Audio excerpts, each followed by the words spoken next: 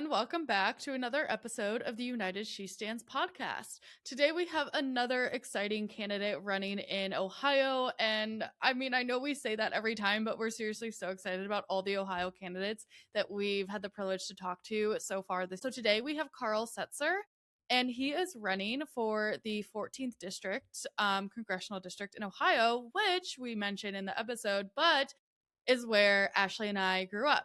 So really cool to hear from, even though we don't live there anymore. Ashley's parents are still there. Still cool to hear about a really cool candidate who's running for our old stomping grounds. So Carl Setzer was born in Ohio, experienced firsthand the consequences when powerful individuals in Ohio politics face no accountability. He has navigated through broken systems, government, corporations, and movements that demand loyalty yet deliver nothing in return. From factory floors to foreign capitals, Carl has witnessed who gets crushed and who receives protection, shaping his perspective as he runs for Congress. That's a quick little bio. I promise you will learn so much more about him in this interview, and it's truly a fascinating story, his journey, and just listening to him speak. I also just want to give a shout out to my friend Rose, who I met through Crooked River. She introduced us to Carl, and I know she's very excited about his campaign and his run, and she lives in the 14th district. So thanks for this one, Rose. Thanks for tuning in, and we can't wait for y'all to hear this. Carl, welcome to the show. Well, thank you for having me. This is very exciting.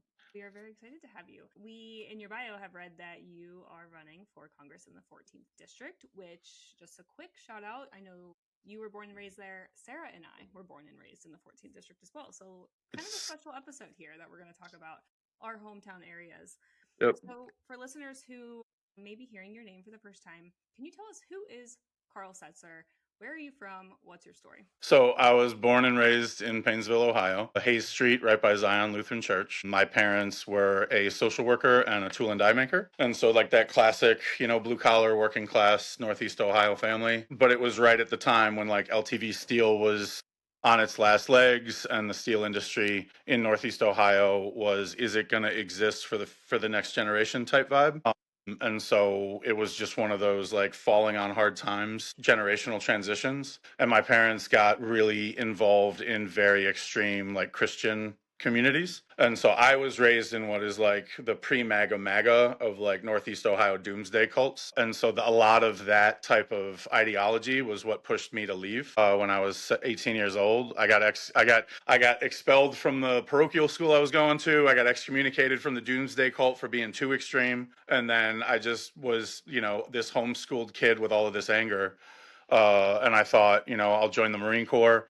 I did the delayed entry program in Saybrook, Ashtabula at the recruiting station, and then failed the military enlistment physical and got an opportunity to like go with a lawyer that I was clerking for to Alabama to one of his, they were recruiting him to be a professor at a law school, at a Christian law school. And I got there, and the first thing I saw was like it was homeschool recruitment day at the like Christian university. And so I called my mom and I was like, I think I'm just going to go to college. And she was like, you were going to be a Marine like a week ago. And I was like, well, I failed. And, you couldn't really re-up again for like another 6 months. And the deadline to apply is like tomorrow. So I might as well just be a college student. And that kind of started the like march away from that more extreme, calcified, angry Christian nationalist upbringing that I had, and just kind of put me in communities that just, were marginalized and oppressed for 300 years, right? I was a financial aid kid because I was out of state, and I wasn't a member of the church, so I didn't get the discount that that denomination got. So my work study was in the cafeteria. It's one of the first food industry jobs I got. And it was all people that wanted to tell me exactly how the world worked and what I needed to know if I was going to be like different from the other students at the school or the other people that my Black colleagues came in contact with every day. And that's when like my mind started being a little bit more about like, wow, there's a lot more out there than just what I was told to be afraid of. And then you realize like everybody's afraid of something, but not everybody organizes and then aims that fear as a weapon at the other communities. And so after college, I got the opportunity to go and work with overseas contract workers that were building the Athens Olympics infrastructure for. So I got to work with Albanians and Armenians and Turkish people that were chronically underpaid and always away from their family and sent every cent home. And I worked at like a mission that did laundry and then ran like a soup kitchen for them.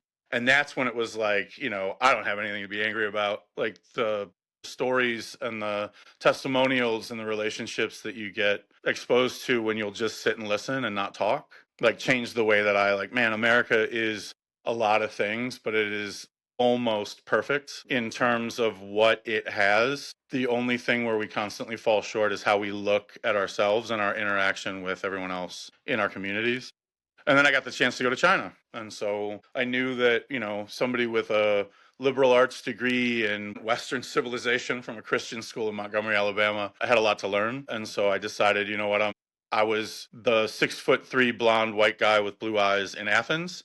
And every old lady reminded me that like they would do the fake spit thing because I'm not Greek, so there must be like ghosts and demons around me. And I was like living as the other after kind of blending into the point of being like ignored, right? Like you grow up in the lower, like, the poor white segment of the Northeast Ohio economy, and you learn a lot of things. And one of the things that you learn is like the capital class kind of hone their skills on hating poor whites, and then they apply those systems that they create to everyone else. But usually the launching pad is like the bog trotters, the white trash, the hill people, like whatever names they call us. And so when I realized like, oh, I kind of like being so other that like people have to like teach me something, right? You're not from here, you don't know where to go, you don't know how to say things. And so at like 22 years old, I was like, oh, I'm going to go to another place where I'm not going to blend in. I'm not going to be forgotten, but I can't lose or forget myself either. And so going to China that first year was all about, maybe there's a mountain somewhere out there with a guy that has all the answers and maybe I can find it. And then you get to China and you realize that's why every other white person is there is to find the guru at the top of the mountain. And there's like a stereotype in it. And then you realize like, hey, maybe everyone has something to teach you, not just some special teacher that's hidden up on a cliff. And so I really just opened myself up to everybody I came in contact with. And I'm lucky because I got to China in 2004, and I think I arrived in the city where I lived for the first year in August. And on like September 1st, on like late, like on the like last day of the summer holiday, first day of all the students being back in the school, the other like foreign teachers would invite their students in to watch like a movie. And for whatever reason, we were watching Elf in September. And I remember that there was this woman that came like 15 minutes late, and everybody kept talking about, oh, Kathy's on her way, but she's not here yet. And that was the first time that I met who would become my wife. And it wasn't romance. It was just a friendship for like that first year. But it was because I was willing to like find myself in these weird rooms as far away from, the life that like my mom and dad wanted me to have. They wanted me to be a history teacher at a Christian school and proselytize other people in Northeast Ohio. And I wanted to get as far away from like that community as I could.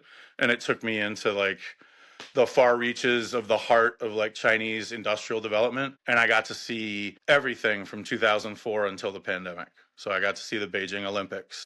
I got to see all the high speed. You talked about like high speed train construction hopefully becoming a reality between the Ohio 6th Congressional District and the rest of the world.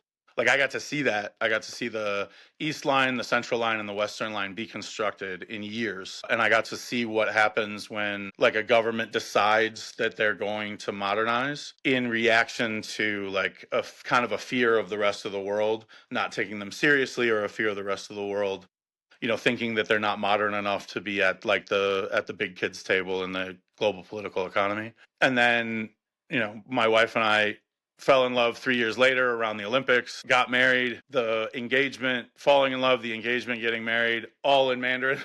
So I was like, I'm going to commit to just like communicating in your love language with you, because I've seen a lot of people make the mistake of like cross-cultural, cross-linguistic communication and romance being like kind of, but just missing, right? Not really like meeting like a bridge should in that kind of relationship. And so like the privilege of falling in love with her in her own language, the privilege of like getting her grandparents' approval, the privilege of becoming a part of her community made me realize like there's a lot of people everywhere that just don't really want to live on the extremes of polarized political discourse, right? They just want to know that they're going to be able to have a happy life, a happy retirement. They're going to have stability. They're going to be able to know with certainty that their kids and their grandkids are going to have a better life than they had.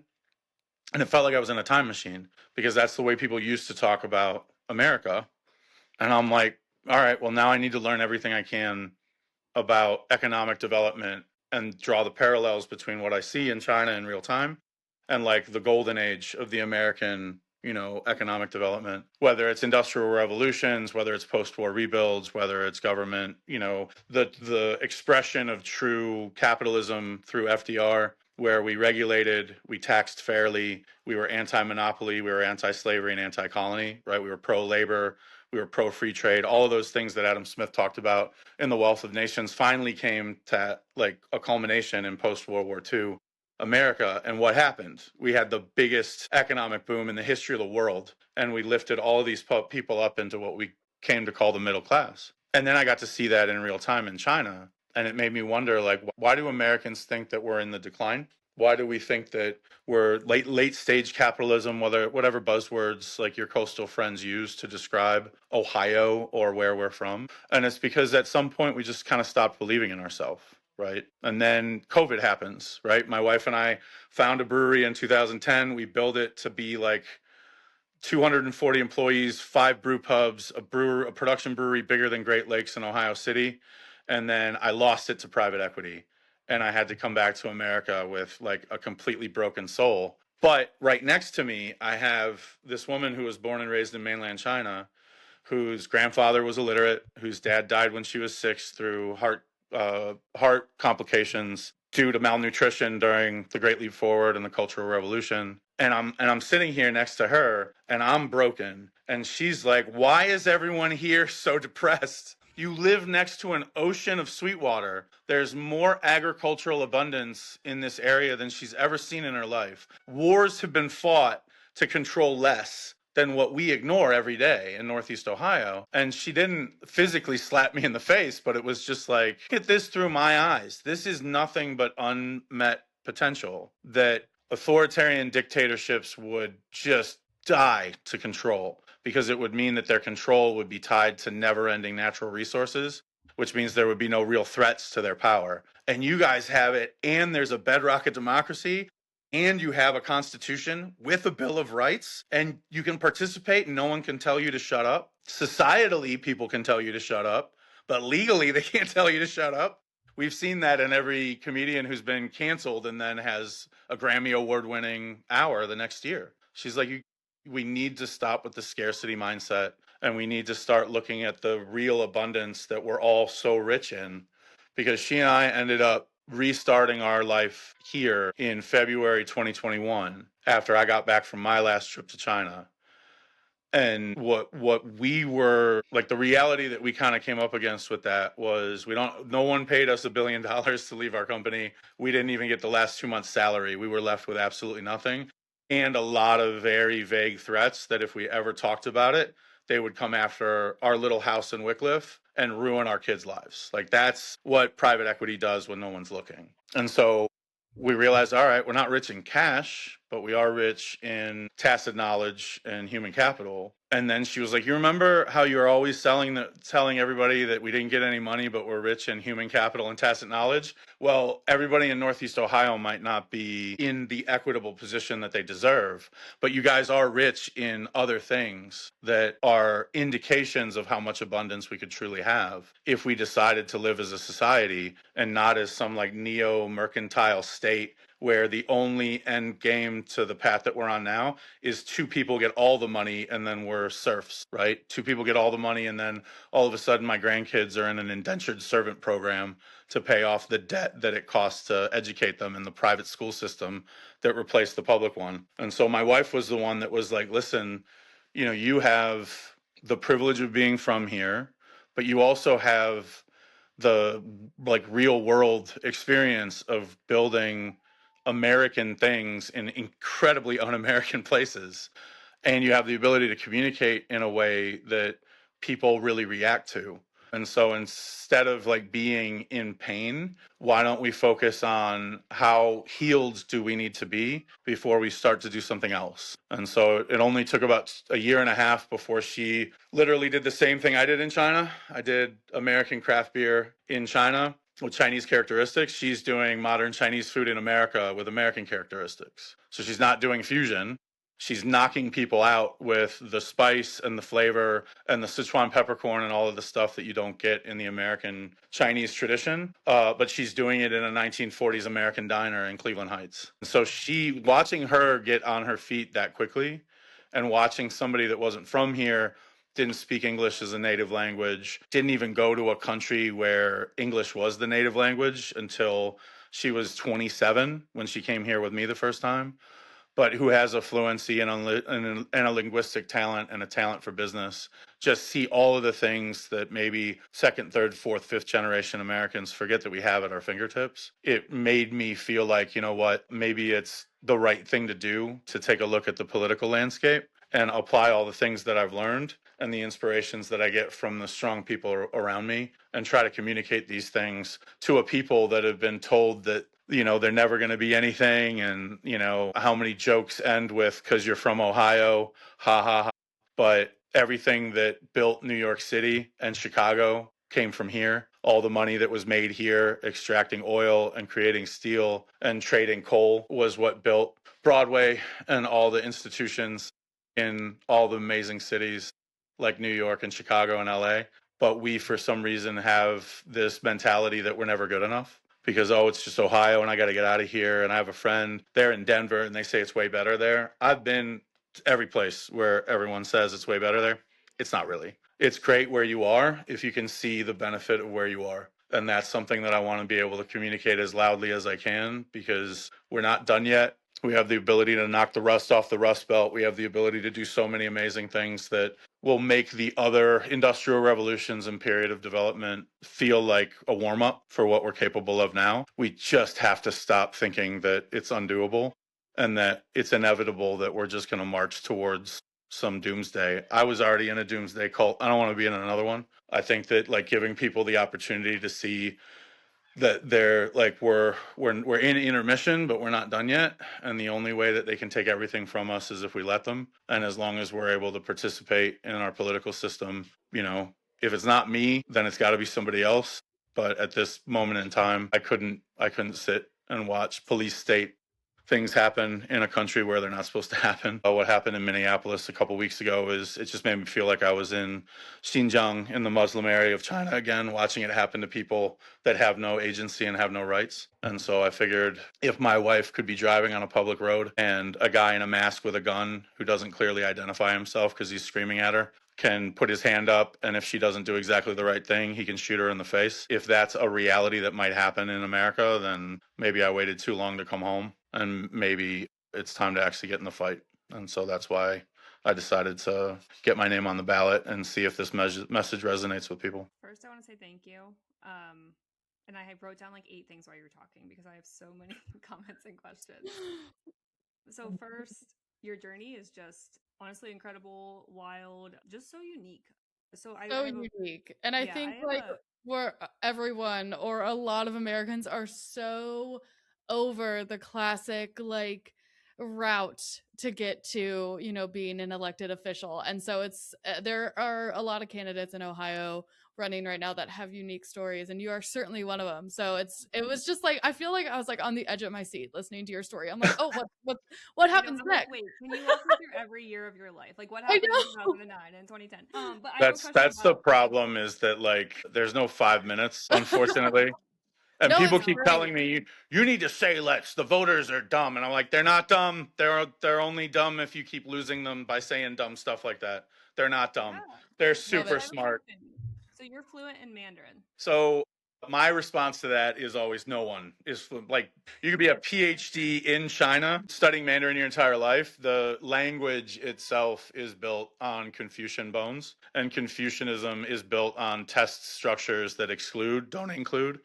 And so everything indicates your level of education, your level of access to power, the terms you use, the way you say things. It indicates, are you a farmer? Are you a worker? Are you what aspect of society? It's all very, you know, it's all very much intentional, especially after 1949. I got the privilege to study Mandarin in both mainland China and Taiwan. And so, my teachers in Taiwan were very much like, listen, you could be the guy that does it, right? The first foreigner to ever get all Chinese people to look at him like he's Chinese. But a lot of people have tried and it never works. What you need to do is find the way to represent your voice in our language. And that's the most genuine self you can be. And that's kind of what I've been privileged enough to have the time and the access to patient people to be able to do. But anybody that says that they're like, yeah, I'm fluent in Mandarin, that's your first indicator that they're probably not. The cool way to respond to that is I know enough to get in trouble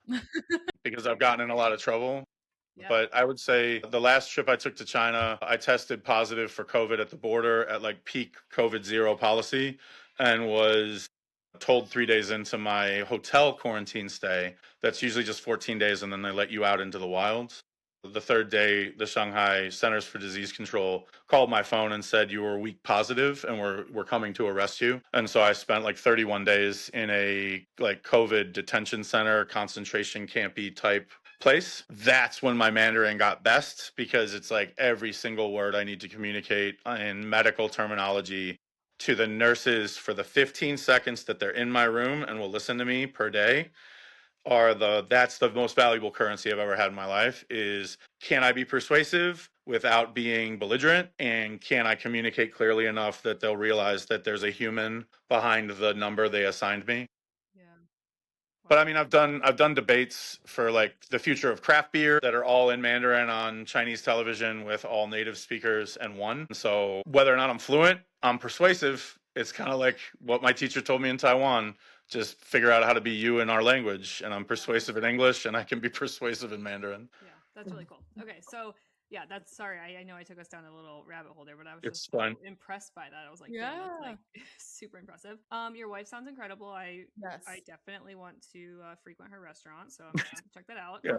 And then the main thing I really just wanted to hit on was like you touched on like this scarcity mindset, and kind of like the idea or the mindset that like the grass is greener somewhere else, not here. Mhm. And I Yep. think both of those are so important to Ohio or that region, but also just in general, like the country. I think both of those, scarcity specifically, has enabled kind of like this enemies situation we're in where someone's the bad guy, like, in this administration it's immigrants are the bad guy, and it all comes down to like they're taking your jobs, there's not enough resources. It's all comes back to that scarcity mindset. And so I think I have always had a mindset that like there's always more this, there's always more that, like there's enough for all of us to go around. And so I just really appreciate you saying that and bringing that mindset to the conversation, to your campaign, because I think it's so important. And I think it's one of the biggest things that we haven't done on the left side in politics in general is talk about like we are the wealthiest country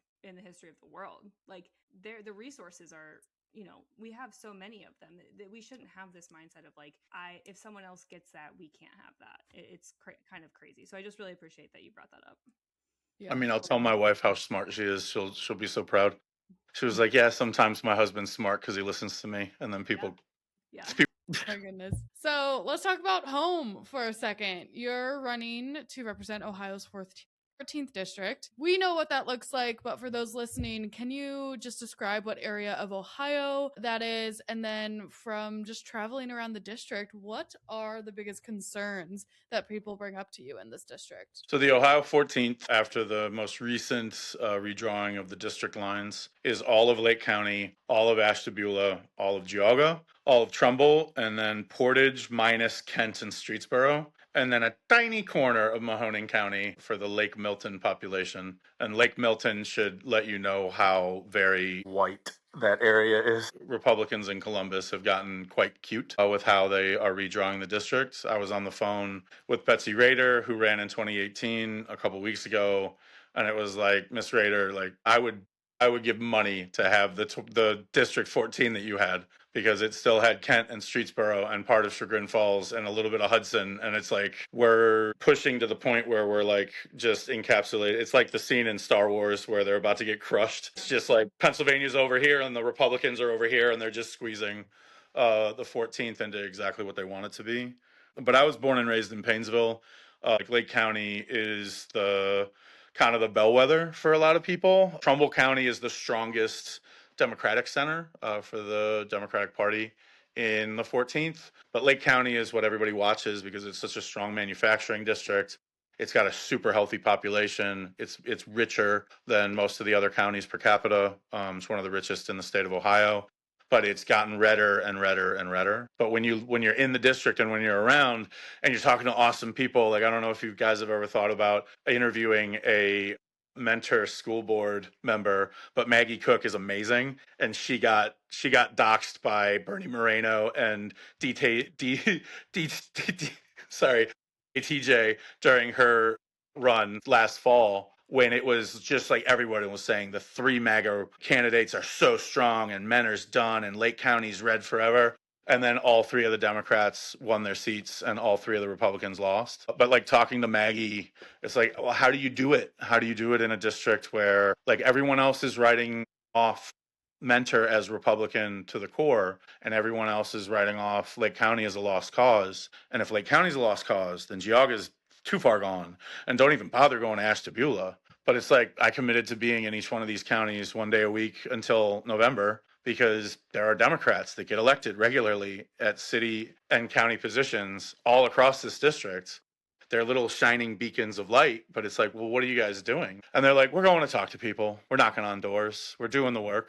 And it's like, yeah, but you're a Democrat and no one out there likes you. And I was like, yeah, but I'm a human being and they know me. And if they can see me and they can talk to me, then maybe they won't donate and maybe they won't endorse and maybe they won't even vote for me.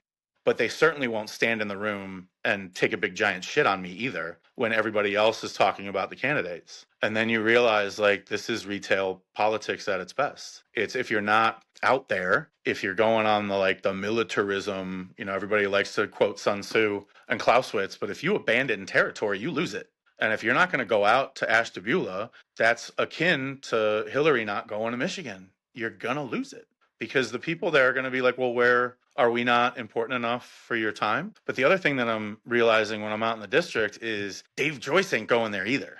Dave Joyce is on a flight to Florida. Like he doesn't, like where are you, man? I've met one politician in the 14th that has met with Dave Joyce in the last month. And it was to talk about dredging a port in Ashtabula County. Like the most basic of federal provision to keep infrastructure moving forward and keep tax dollars coming in. And we're all surprised. Really? You saw him? What was he like? Is he okay? How's his tan?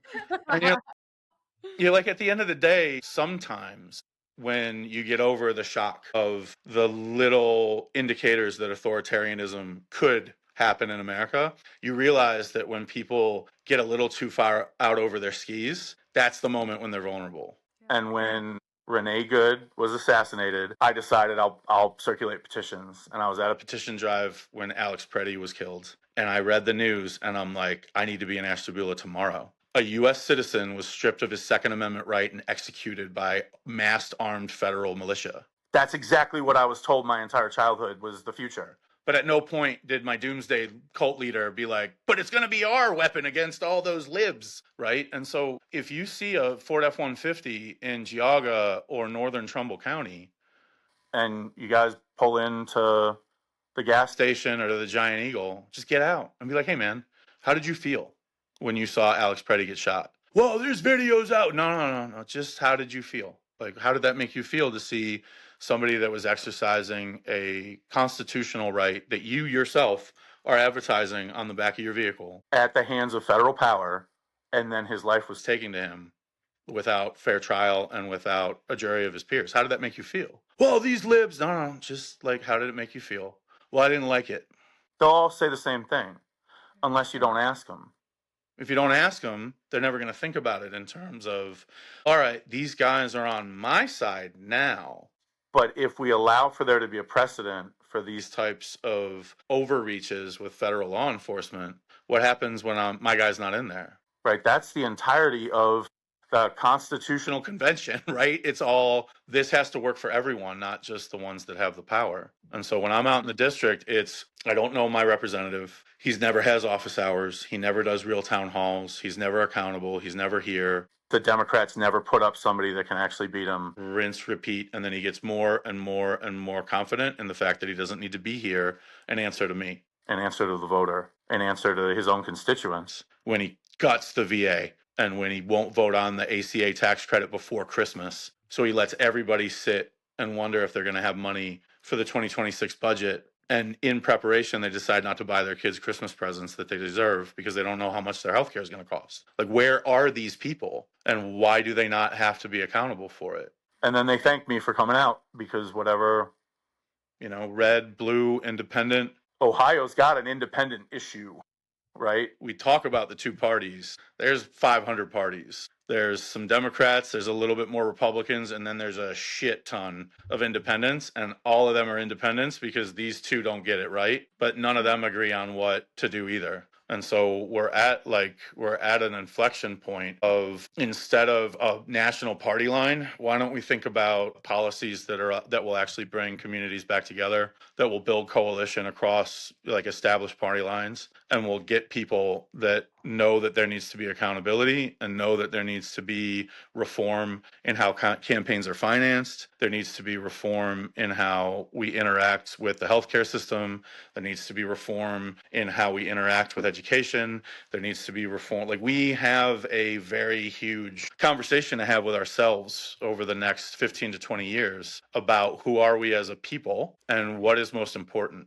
Because if we don't have that conversation, then the ultra high net worth individuals that use their unpaid taxes to take more of our rights away are eventually going to get bored with the game, and they're just going to take over the entire board. And then they're going to tell us this is how it's going to be from now on, because we got tired of like playing checkers with you. Peter Thiel decided that he was going to finally just start playing the master's level chess that he claims he can play. And so that's whether I'm in rural Geauga or Tyler Boulevard in Menor. If you're a business owner, you don't know how much longer you're going to be a business owner if things keep going the way they're going. And if you're an employee, you don't know how much longer you're going to have employer-provided healthcare with the way things are going. And for there not to be one human being from DC that's willing to come and sit in a Grange or in a town hall or in a church and just listen to people talk about what is really bothering them, like, that right there is the number one beacon for me that says Dave Joyce is way more vulnerable than he thinks he is. Yeah.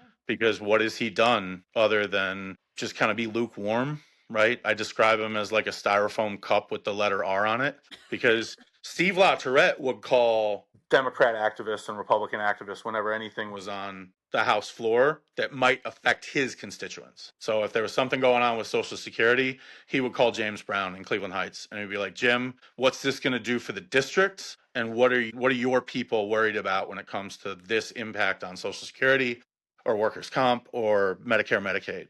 But James Brown is one of the biggest Democrat donors in Northeast Ohio. But Steve LaTourette would call him because he represents the people that Jim Brown talks to every day. And it helps him understand what his constituents need, not just what the voters that put him there want. But Dave Joyce doesn't do that. Dave Joyce has like hacky, cringy, pre-recorded town halls answering questions from Stacy and Niles. It's like, yeah, all right, whatever. Like I just talked to a Stacy and Niles. That wasn't her question. Her question was, is there going to be a draft, and is my son going to have to go and fight in a war in a place that, like, none of us said yes, imminent threat to America, we need to go to war again. And so like that's what people are talking about. It's the cost of things, the feeling of being ignored, the feeling of not having representation, and then the feeling of sadness, anxiety, and anger. And those are three feelings that I was raised around. I don't like feeling them. I don't think we should have them.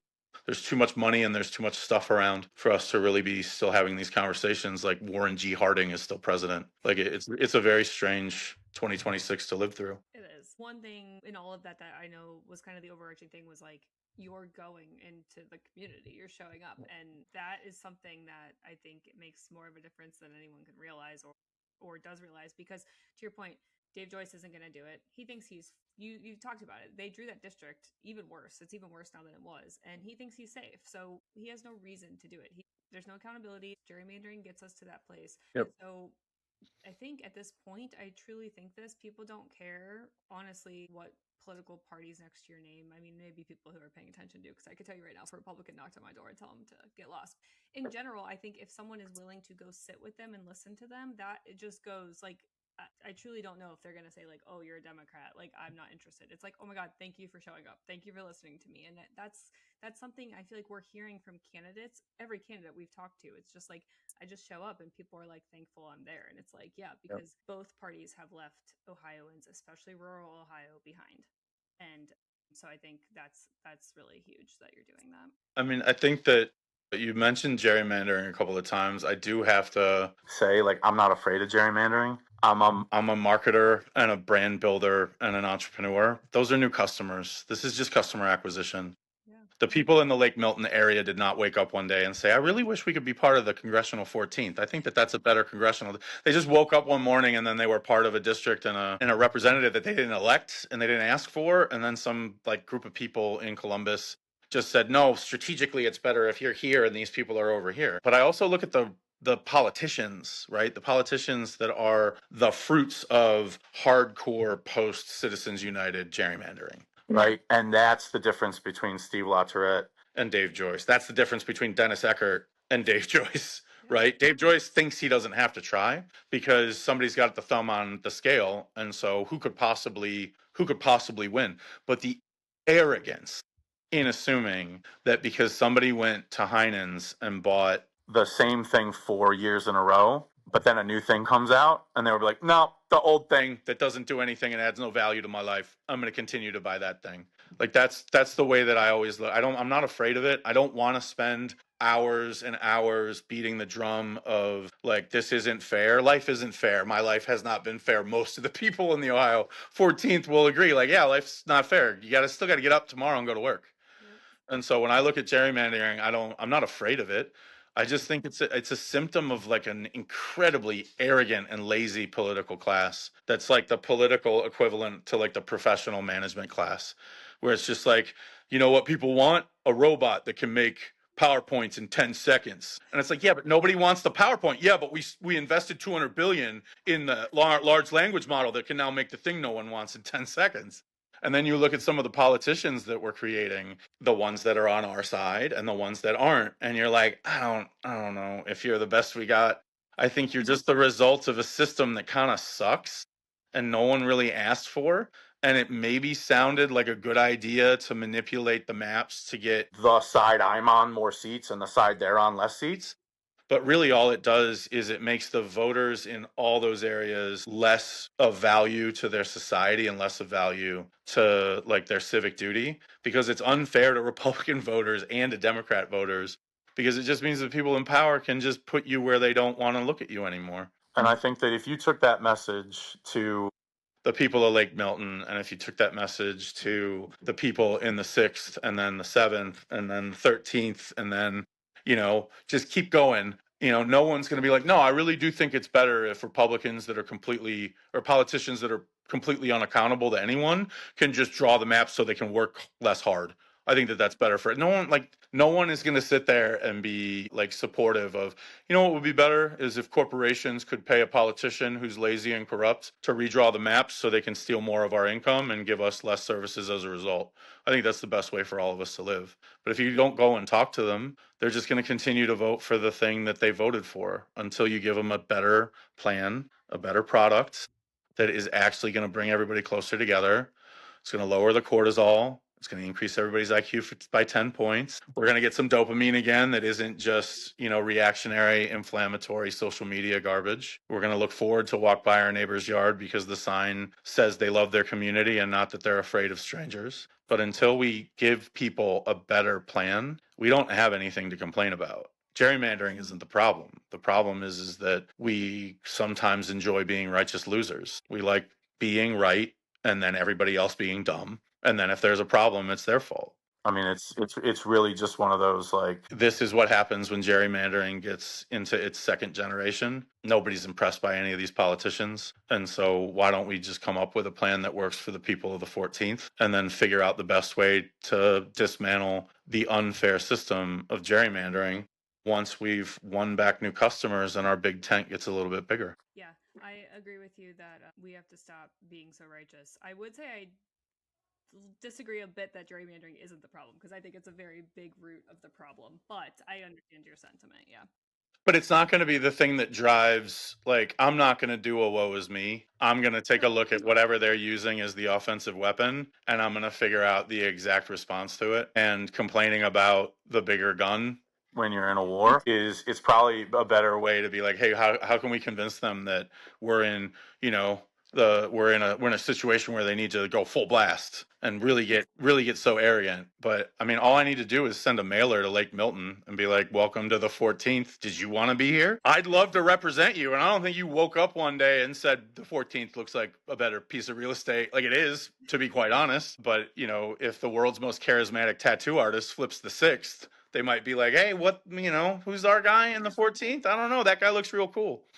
And so, like, I think it really is. It's not that I don't think it's a problem. It's that I'm not afraid of it. Right. Everything's a problem. It's not dictating your campaign, but yeah, it's not something that is keeping me up at night. Absolutely. Okay, I love that. All right, so let's talk about it.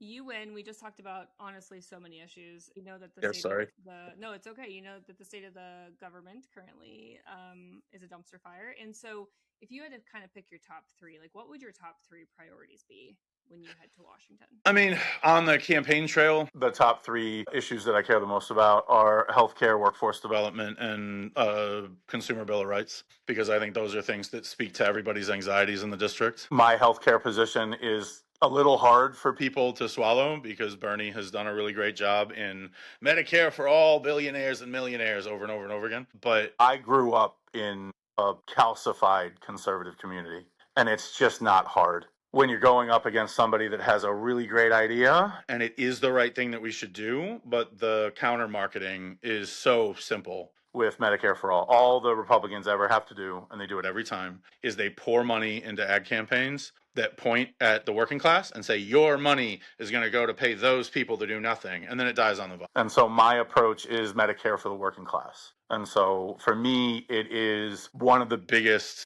jokes and crimes, to be honest, to make the people that get up, go to work, pull a W-2 or a W-9, provide the largest pool of funding in our tax base, and then we say, good luck with your for-profit private health insurance. If you expanded Medicare to everybody that is drawing a wage, you very easily can just set the standard of, if you're not full-time, it's 80-20. If you're full-time, it's 100%. If you lose your job, you have it for 6 months until you get a new job. It's so fun to play with a system that everybody already agrees works. But if you do that, the working class will have that dignity. And within 10 years, you'll have Medicare for all. Because once they calm down and they see, like, I don't think about in-network, out-of-network. I don't think about copays. I don't think about anything other than I have coverage and I will be fine. I'm going to go to work. My kids are going to go play sports. My kids are going to climb trees. My kids are going to do all the things that kids should do. And the anxiety of what happens if is not determining how they develop and how I live my life. Within 2 to 3 years, you'll see the polling in the specificity of going from Medicare for all working class to Medicare for everyone. It'll just go to, yeah, why not? I mean, my life is better. I know it's better. If it makes their life better, maybe crime will go down. Maybe everything will get just incrementally better. But if you don't look at the Republicans in a strategic way and understand exactly where they're weak, and their weakness is that, like what you were alluding to earlier, that polarizing of zero sum, everything you don't understand is the problem. But if you just give it to the people that have the anxieties that are driven from that source of, I'm working, but I don't feel rich. I'm working, but I don't feel safe. I'm working, but I don't feel like I'm moving forward. If you give those people the ability to understand what it feels like to just forget the word insurance and just replace it with coverage and then move forward, when it comes time to just do that final expansion, it's just going to come down to, all right, how much is it going to cost? And what is it going to do to push those other people that aren't Medicaid? I mean, there's Medicaid for the people that really, really need it. We're talking about gray areas at this point, because everybody over 65, everybody that qualifies for Medicaid, everybody that's drawn a W-2 or a W-9, and everybody that's a veteran right there. All we're really talking about is that last little sliver of human beings that, even though they're the most vulnerable, they are being made a political line item and a wedge in between like the working class and themselves. And it takes away everybody's ability to just feel like a community. And so like the approach for Medicare for all working class is because it not only will get the enthusiastic support of people that understand the benefit of replacing private health insurance with a single payer system, but it also will work on the small, medium, and large business owners. Because if you're running a CNC shop with 200 employees, that's $3.5 million a year. And when I presented this to one of the founding members of a workforce development program specific to the machining trades, this man's 82 years old. My dad worked for him when I was my son's age. It was the first time I met him in 30 years. And I remember him being a giant. He's 5'2". And so I was like, sir, what if we did a Medicare for all working class expansion that covered all your W-2 and W-9 employees? And his reaction was to jump across the table, pointing at me. I've been waiting for somebody to say that for 40 goddamn years. And so there is a humanity to the owners of the means of production and labor that is shared when it comes to, if everybody has the security of saying that all of my people are covered and every individual one of those people can go home to their wife and kids and say, we're covered. Well, what's the insurance look like? It's not insurance. It's Medicare. And there's not going to be the game of roulette every time you walk up to Drug Mart, CVS, Walgreens, in between 6:15 and when they close the window at the pharmacy at 7, and your kid needs their asthma inhaler, their insulin, their anti-anxiety medication, their epilepsy medication, but you don't know what your HR director negotiated your package to be because you were on a work trip and you missed the 2-hour seminar and you don't have time to go through the PowerPoint deck. I mean, that is a level of security that covers almost everyone that the Democratic Party has lost in the last 30 years. Yeah. And that's an example of like a strategic approach instead of tactical. So I really like that because I think it's a creative approach to Medicare for all that I haven't heard anyone else think about it that way or talk about it that way. Yeah, I've never heard that. Yeah, it's almost like, I mean, obviously we know the ACA didn't go as far as we needed it to, but it was like at the time they did what they could, and the ACA did give millions of people healthcare. It's kind of in my head like that. It's like it's one more stepping stone to getting there. To your point, you explained like why it would get us there, and so I think that's really, really interesting. I think one thing just that pops up in my head when you talk about it is oftentimes I think white collar jobs, corporate type jobs, don't think of themselves as the working class. So I'm just interested to hear if you've thought about like how you would message that. I mean, I know you kept saying if you draw a W-2, but I'm just curious if like you've heard any pushback or anything around that just from like a corporate or white collar type job. Not really. I wear hoodies. I have creative facial hair, but I speak C-suite because I was one. Yeah. I tested this idea out on just about everybody that you could imagine. Yeah. VP level people at Microsoft, people at FedEx, people at large local businesses that are not multinational, mid-sized companies. I have the world's biggest critic living in my house. My wife owns and operates a restaurant. If I come up with one policy that doesn't make her life better, then she's like, what is your problem? I'm right here.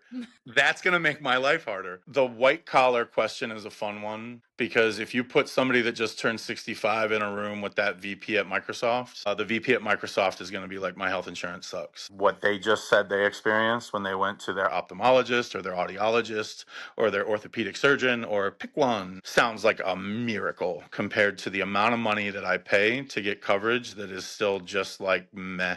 It's still just okay compared to what they give the lower pay grade people, and especially okay versus nothing, I guess. And so one of the first real projects that I worked on after we lost the brewery was I got to be like an executive consultant for a large scale metal manufacturer. It's a 4th generation company. And one of the things that I negotiated was just to hire me, at whatever rate per month that you think is fair, but put me on the same health insurance you have as the CEO. And it was good. But it was nowhere near as good you get if you're just working in Taiwan. And so a lot of things that Americans assume, especially when like social media is telling them how the world works, but they don't actually go out and look for themselves, is you've got like this spectrum thing, right? And like the two examples I have that are the most clear are China and Taiwan. People think because China's a communist country, they have like social health care. They don't. It's a caste system. And if you're not from the city where you get hurt and you don't have an ATM card, there's ATMs in every ICU and on every floor of every hospital because your friends and family usually have to go to the ATM, take out cash, and pay the doctor, or they might let you, not might, they do, they let you bleed to death in the hallway because their education system and their healthcare system are based on where you're from. And so if you're from Painesville, Ohio, and you move to Cleveland, you go back to Painesville to visit your doctor, and your kids would go back to Painesville and live with your parents and go to Painesville city schools because that's where you're from. It doesn't, your residency doesn't travel with you, right? You get allowances to work in other cities. And then you go to Taiwan, and it's like, I took my dad to see the ophthalmologist and the audiologist because he's deaf and had cataracts at the Taipei Veterans Hospital. And we went to the machine, you push the button, you get your tickets, you go to the room where the specialist is, and you wait for him to call your number. Within 2 hours, he had all of his specialists, all of his medication, and he was fitted for hearing aids. And as a joke, I took all of those like tickety things that felt like receipts, and we went to the lady who sits in the window and the word teller is above her. And it's a joke. She doesn't do anything. She doesn't have a job. She just has to sit there. And so I pushed the receipts towards her, and in Mandarin, I said my father would like to pay for his health care.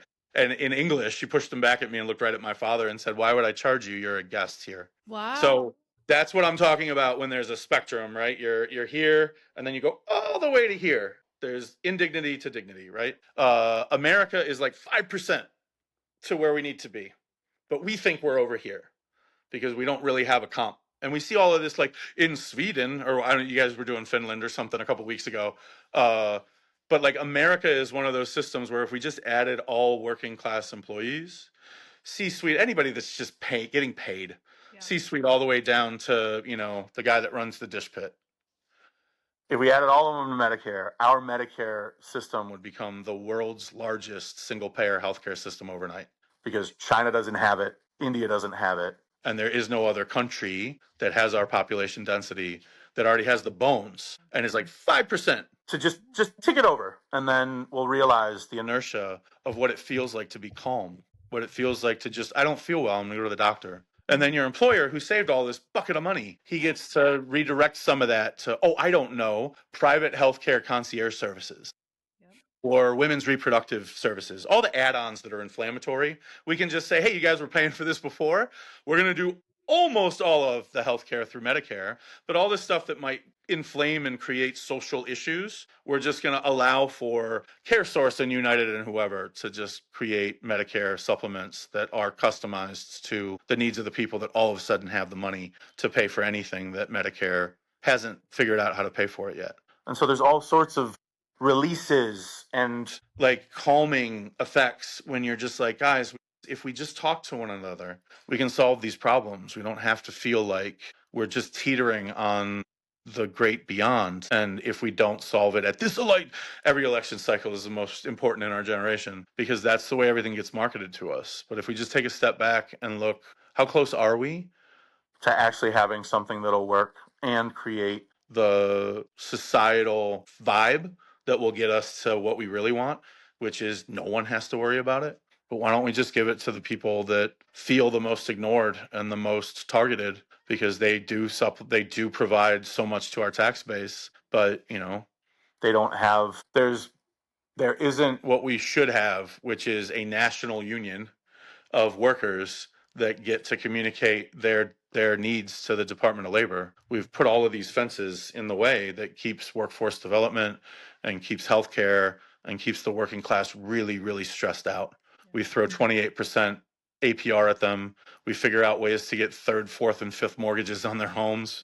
We squeeze all of the equity out of their like little bit of ownership in this world out, and then they pass debt and collections calls on to their kids when they pass on. And we're better than that. That's silly. None of us want that. Yeah, absolutely.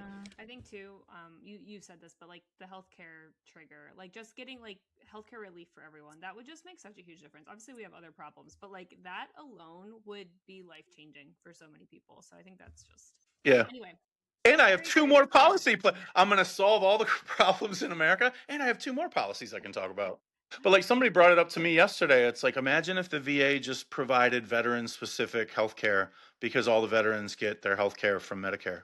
You know what I mean? Like if it's a veteran that's going to work and they're on the Medicare for All Working Class program, that means the VA can focus on the things that veterans need that are specific to what they've sacrificed for us and give them the feeling that when we fly the banners on Main Street and honor the veterans, that we actually honor the veterans and not just give them lip service because it's politically convenient. And so there's so many things. When the deeper you think about it, it becomes less about the righteousness of Medicare for all and the reality that we could actually get there and the things that we could do for everyone without it breaking anything, because all it does is create more hope and more good vibes and more optimism and more community and more opportunities to just be like, hey, why don't we go outside and play?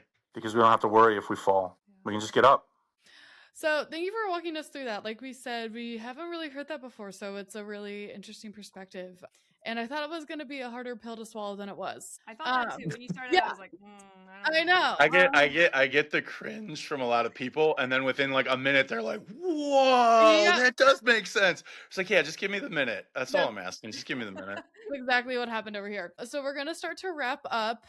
You are not the only Democrat running in the primary in May. So can you just tell anyone who is listening from the 14th district, if they haven't already decided, what is the message that you want them to remember about your campaign specifically going into the primary in May? My campaign is about building coalition, and it's about building consensus to get us all where we really want to be. And for, I think, a lot of your listeners, it's the dream of just one more blue seat, losing less ground in the state of Ohio, and like creating a roadmap that can be copy paste in any place that people think is too far gone. And so when I think of like, why am I the Democrat? It's because we have 15 to 20 years worth of a mess to clean up. It really is. And it's not just Trump 1. A lot of it's Trump 2, but a lot of it goes back decades. And so when we look at this moment in history, I want people to look at this crop, this generation of younger Democrats that are running. I want them to look at it the same way we look at like that New Deal coalition, where it's, we decided that we have had enough. We've decided that, given the amount of time it's going to take and the amount of true belief in community and in the people in our districts, 15 to 20 years is a long time. And it's not, you guys have especially spotlit that there are a lot of humans in the state of Ohio that are 50 and under that are like, I don't care if somebody's tapping me on the shoulder and telling me it's my turn, I'm going to go. And I worked with Brian Hambley. I helped him with speech writing and framing. And there is not a more loving, caring human being than that man. I wish that sometimes he would be a little meaner, but whatever. You can be ruthless without being mean, Brian. But at the end of the day, like you're seeing these people that are watching what's going on and they're like, it's just too much. It's too much for me to sit and wait for a political machine to produce the human that's going to make me feel less anxiety when I make the mistake and open NPR or New York Times or Wall Street Journal every morning. Maybe it's our generation's turn. But I will say, it's not my dream to beat up on other Democrats. When I filed my petitions, my goal was I'm running against Dave Joyce right now, and I'm going to be running against Dave Joyce through November. And when I tell people in the district, especially for the primary, my job and my goal is to literally beat the living hell out of that man for being so arrogant in thinking that he could just politic in the shadows and get away with it. And so if people are looking for a fighter, if they're looking for somebody that can see ideas that might seem a little complex or a little like, where is this going? Just give me the minute, because that's really all I need sometimes. And one of my commitments to the district is nobody's going to put me on the best committee in the House after I flip a 32-year Republican district in a surprise election with zero bona fides in the Ohio Democratic Party before the minute I circulated petitions. That means every Friday and Saturday I'm going to be in my district, in my office with my door open, and my staffers are going to manage the line, and I'm going to sit there and I'm going to let people yell at me for 180 seconds. But the civil contract there for my office hours is going to be when you're done, I get to talk for 60 seconds and you have to listen. That's what gets me reelected. That's what gets us a second term. And that's what creates a calcification of Democratic representation in the Ohio 14th, is that this isn't one election. This is the rest of my life's work, and it's worth doing because people deserve to feel like I know that guy and I trust him, and not like who's my rep. I don't want people to ask who their rep is. I want them to know. I love that. Love it. We've said this, we've been saying this, but we have so many younger, to your point, like what we hope becomes like the new Democratic Party here, especially in Ohio. And there's so many young, exciting people running, and you are one of those people. So, Carl, we just want to thank you. We know it's a sacrifice to run for office. There's a lot of work that goes into it. It's service at the end of the day, and unfortunately, politics is ugly. So, there's things that get dragged in, your family, unfortunately. We know there's just sacrifice all around for that. So thank you for running. Thank you for being willing to step up in that district. We're really excited for you. And if people want to get involved and help you on the ground, where should they go? Setzerforcongress.com. All the socials are the same. My biggest hope is that people see a little bit of themselves in me and they can give me the advice I need to get the job done.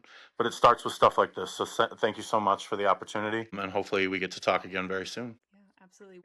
We will have all your stuff in the show notes. So your links to your socials will, Yep. and then obviously your website. So thank Yep. you so Awesome. much, Carl. Thank you, Carl. Thank you.